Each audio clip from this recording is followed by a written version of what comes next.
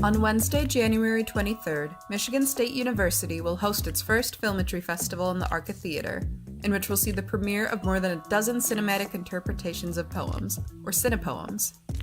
This collaboration between local poets and student and faculty filmmakers was organized by the Center for Poetry and Film Studies program. If you want to know what inspired this cross-department collaboration and what the process was like for two of its participants and organizers, then look no further. You're listening to Season 2, Episode 3 of Poetic Justice.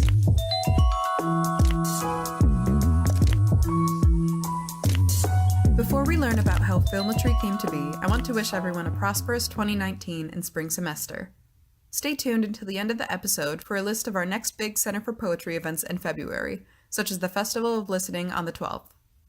We're still accepting submissions for the reading, but we'll have more on how to apply later. First, let's introduce the Center for Poetry interns who will be hosting today. Hi, I'm Amy Potchen. I'm a sophomore here in RCAH.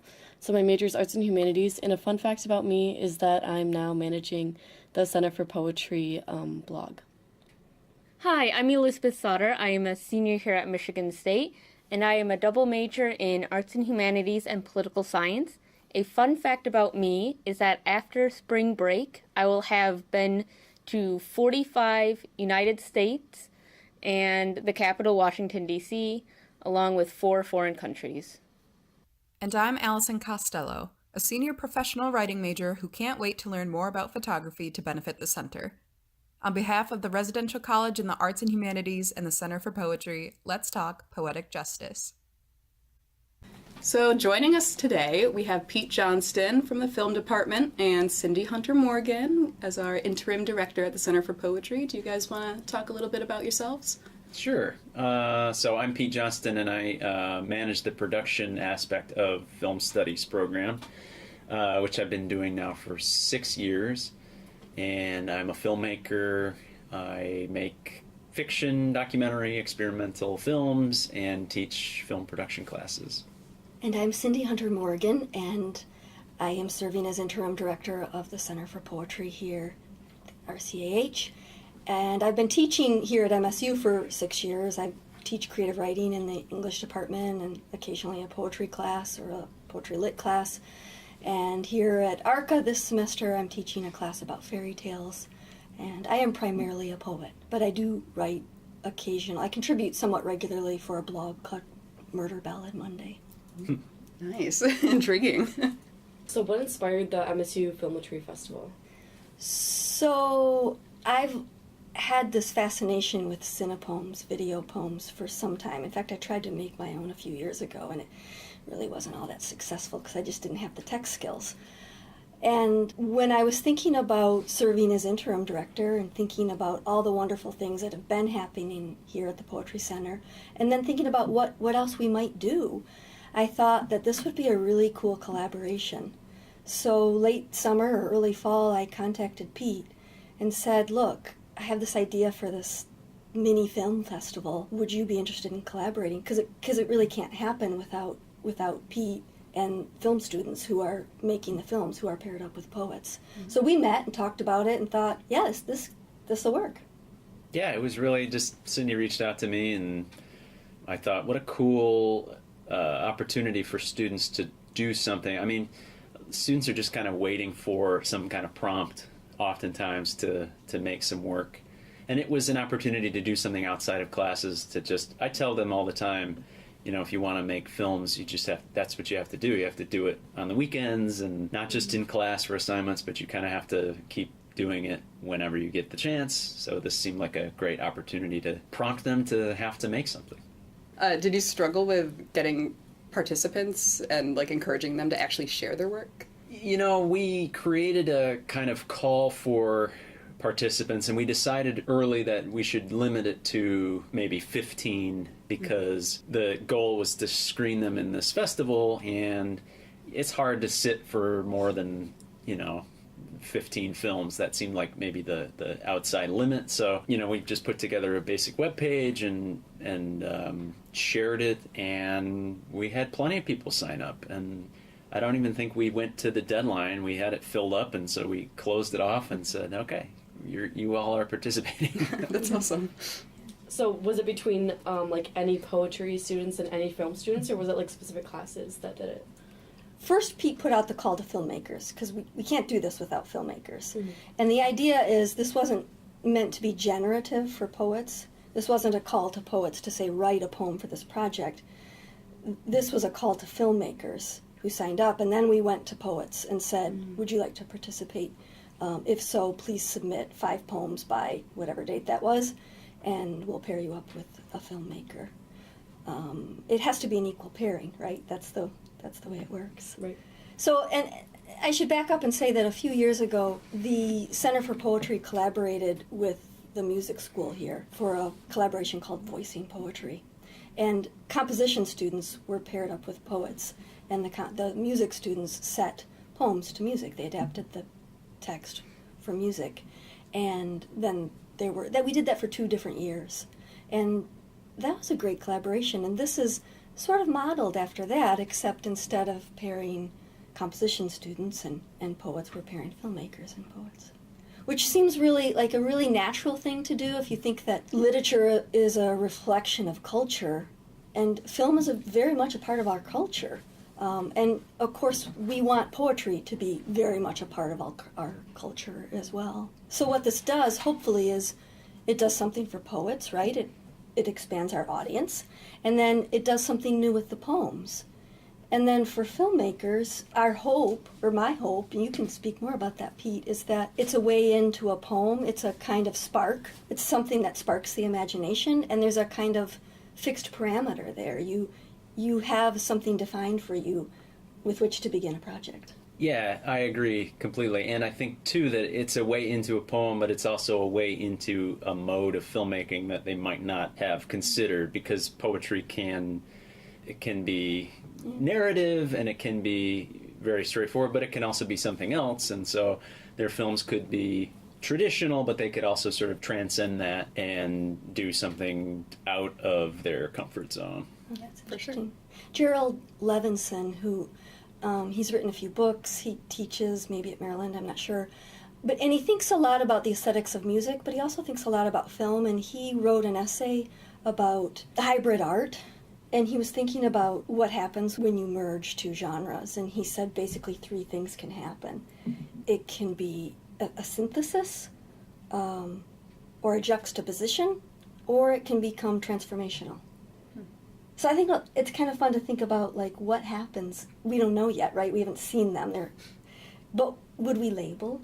Is that one transformative? Is that one, do we feel like juxtaposition here? But it's kind of fun to think about what can happen when you merge these 2 genres. Yeah.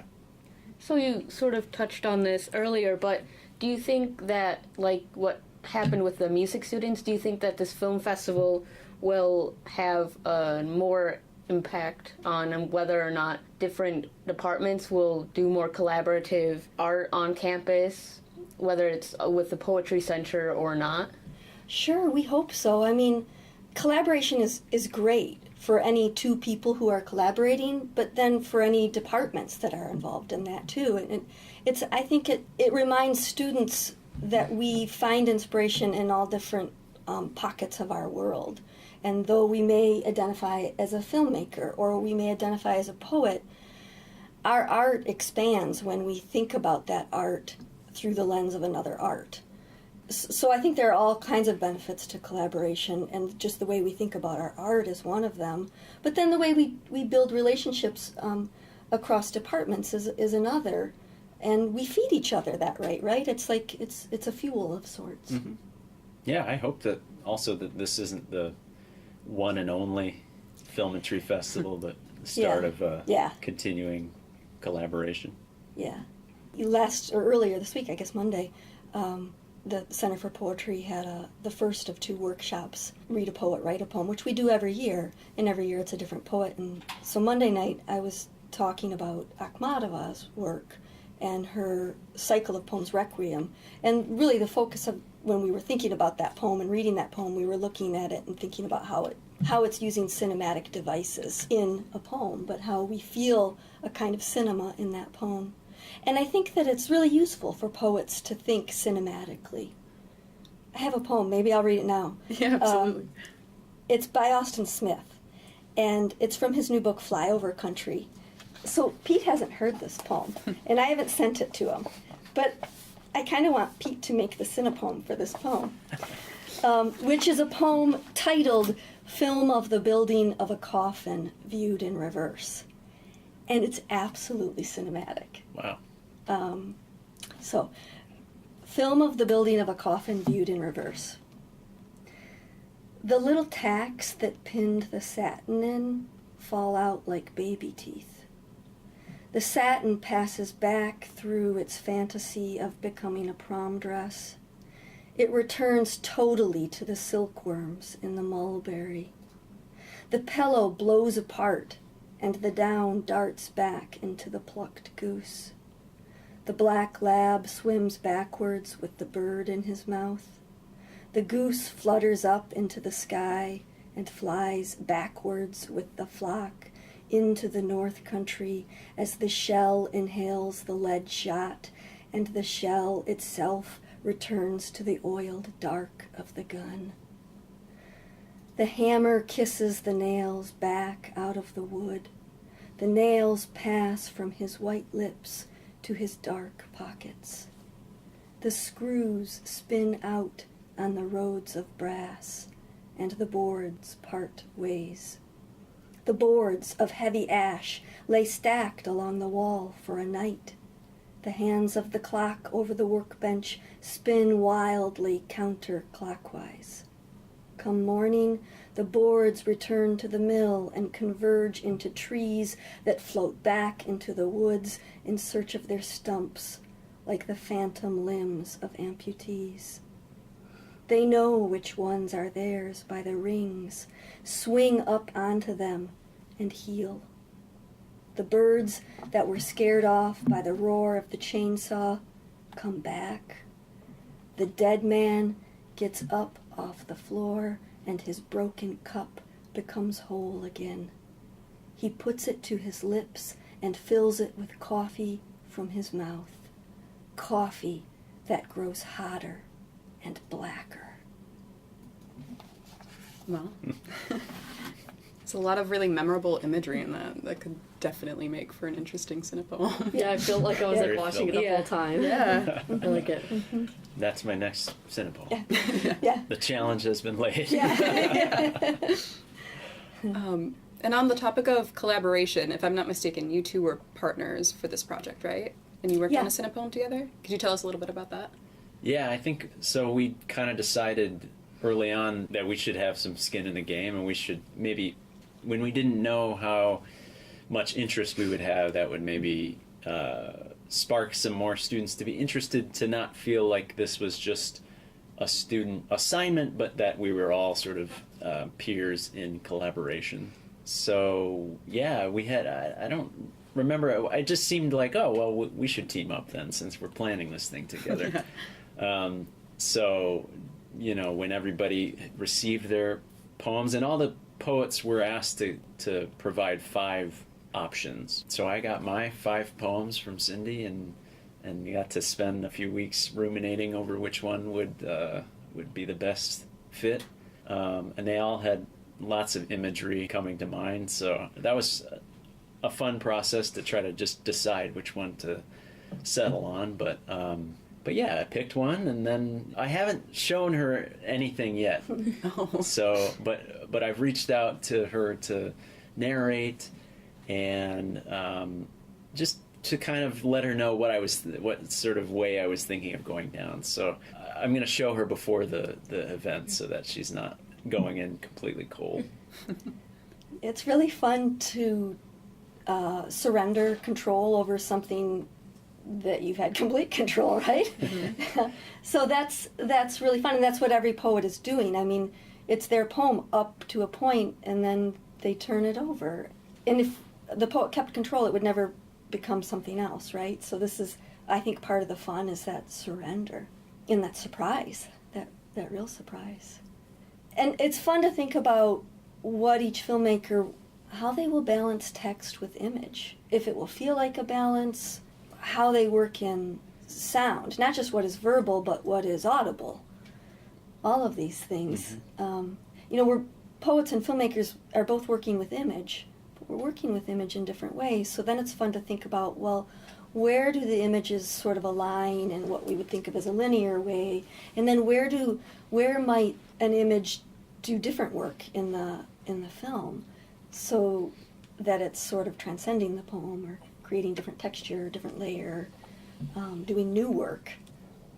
Yeah, I mean, the imagery in the poem is different for every reader, but it's fixed in the film. So the filmmaker has to sort of decide what does this actually look like, and how will it move through time, what form will it actually take. So it'll be interesting to also hear then back from the poets. Did this kind of align with what you had envisioned, or is it wildly different, and did it create something new?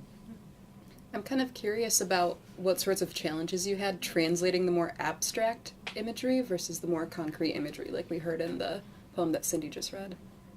The poem that I selected of Cindy's it has a lot of concrete imagery, I would say. It's very narrative in some ways, but there was also still a lot of freedom to, again, just kind of decide which way to sort of fix the image, and to see where am I thinking too literally, and where can I, not assume that it's just this way that it sounds, but that it can be slightly different. So not as much a challenge, I would say, as an opportunity to try to push it in a way that wasn't maybe the first thing I thought of. That's cool. That's a very positive spin on it. Opportunity, not a challenge. That's right. Nice. Yeah, so while you're talking about how, like, imagery is similar and different in, like, both of the mediums, how do you think that the approach to storytelling is, like, different or similar in the poetry versus the cinema? That's a great question. I think that, especially with a sort of Hollywood tradition in film, that we kind of think of storytelling in like a 3-act structure, and in a short film sometimes not necessarily 3 acts, but this exposition, rising action, this kind of classic storytelling structure, and poetry doesn't have to do that at all.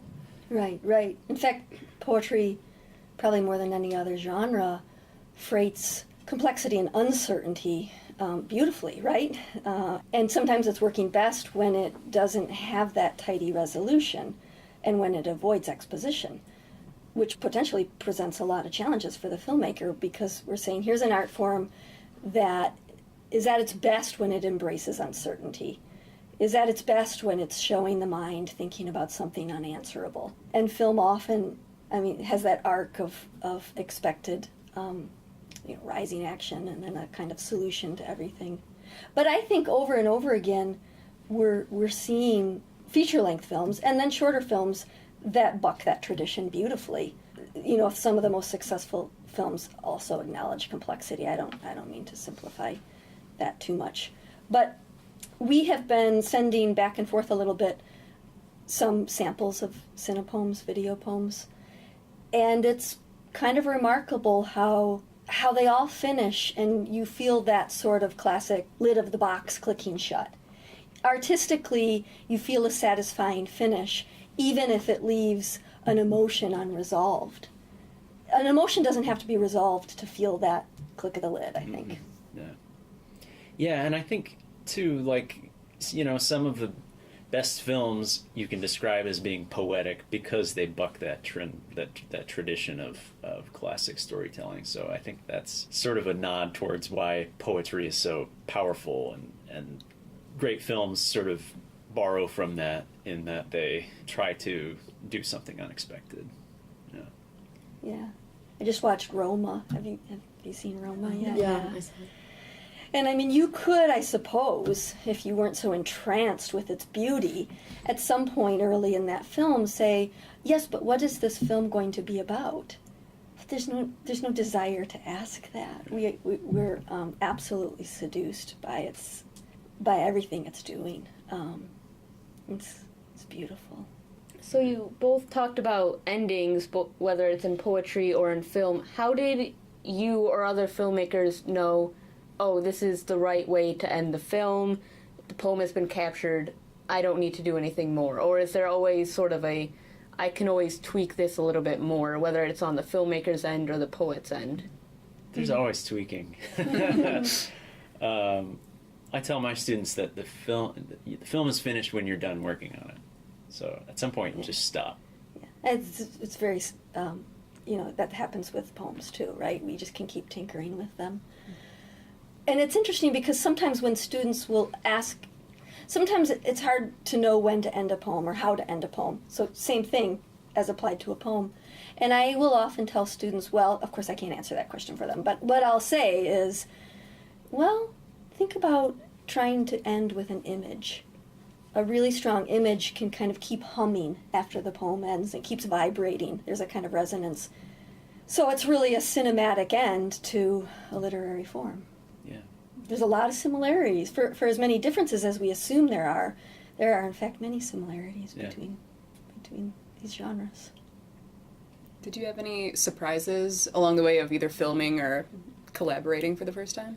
I think for me, the surprise came in the generative stage of like, questions of how will this be narrated? What will it sound like? So it took me a couple weeks to kind of just think. I like to just kind of, I don't sit down to really consider it. I just let it play in my head if I'm driving somewhere or, before I go to sleep, and sort of think about stuff like that. And then some different ideas can come up. So I did a strange technique where I had the narration be recorded on my phone voicemail, because that seemed to, the way that it sounded, the kind of oral quality to it fit with how I read the poem. I've never done that before, so I guess that was kind of a surprise. But it's funny, when Pete asked me to call and basically just leave a voicemail reading the poem, I thought immediately, oh, that's brilliant. And because I know my own poem, I thought, I think that's perfect for this poem. I mean, I don't really know anything else about what he's done yet, but the vocal quality, the static-y quality of that feels right for this poem that's dealing with memory and loss and distance, and then a kind of eradication of all of that memory, loss, and distance, or at least loss and distance are collapsed and reimagined. And there's a kind of impossible chronology that's imagined in this poem, a simultaneous chronology of lives that is impossible. But there's something about that static quality that fits that. Very cool. Well, thank you so much, Cindy, for reading that poem. It was beautiful. Austin Smith's poem. It's his work. Yeah, yes, it is a beautiful poem. And thank you, Pete, for joining us today, all the way over from Wells. Thanks for having me. Yeah. Thanks, Allison. Great. Thanks, Amy. Thanks, Elizabeth. And thanks, Pete. My pleasure. We loved having Pete and Cindy on today, and can't wait for the screening of their cinepoem. As promised at the start of this episode, here are some of the other exciting events we have coming up in February. On Tuesday the 12th, we'll be hosting our annual Festival of Listening, in which volunteers from the community will perform untranslated poetry in languages other than English. The event will take place at 7 p.m. in the Scene Metro space at 110 Charles Street, and is co-sponsored by the RCAH Cultures and Languages Across the Curriculum program. If you'd like to read a poem, email cpoetry@msu.edu and indicate your name as well as the author, title, and language of the poem. Poems do not need to be original. If you'd like, please bring a dish to pass from the culture your language represents. On Tuesday, February 19th, Anita Skeen, Cindy Hunter Morgan, and Laura A. Paul will lead a poetry workshop entitled Two Truths and a Lie. This will take place in room C301 of Snyder Hall, and participants can expect to discuss how poets navigate what is true and what is not in their search for emotional truth between the facts, as well as write some poems of their own which blend the real and imagined. Per usual, this event is free and open to the public.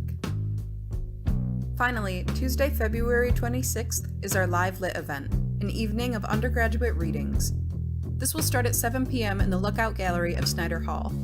If you'd like to present your work, check for updates regarding this event on our website at poetry.arca.msu.edu. There you can find information about all of our other events for the semester, as well as our headliners for this year's Spring Poetry Festival.